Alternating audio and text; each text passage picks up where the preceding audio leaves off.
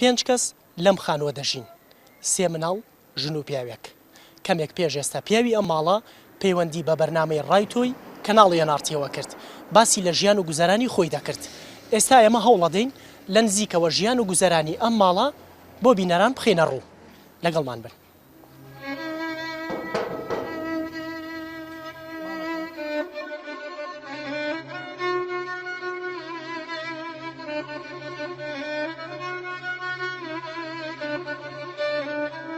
فەرهاد فەرمانبەرێکی حکوومەتی هەرێما وەک خۆی دەڵێت دوو لە منداڵەکانی ماوەی چەند ساڵێکە نەخۆشن بەڵام بەهۆی خراپی باری ئابووری توانای چارەسەرکردنی منداڵەکانی نەماوە.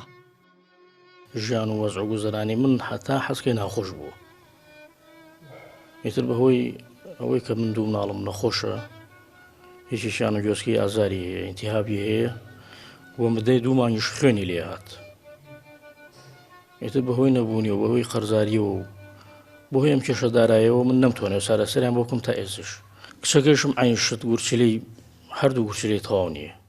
فەرهاد لە دوای پێگەێنانی پرۆسەی هاوسەرگیری تا ئێستا کرێچیە ئێستاش قەیرانەدارایەکەی هەرێم و دواکەوتنی موچە وای لێ کردووە بڕیاری فرۆشتنی ئەندامانی جەستەی بدات بۆ پەیداکردنی نان و چارەسەرکردنی نەخۆشی منداڵەکانی.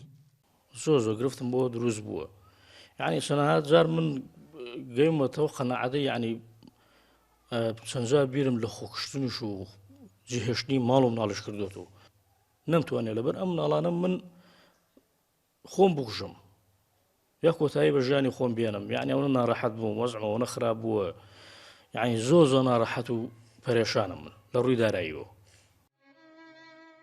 ئێمە وەک تیمی کەناڵی NRT تا درەنگانێکی شەو لە ماڵی ئەم فەرمانبەرەی حکوومەت ماینەوە ئەوەی بینیمان خوانی ئێوارەی ئەندامانی ئەم خێزانە کولیچە و ئاو بوو.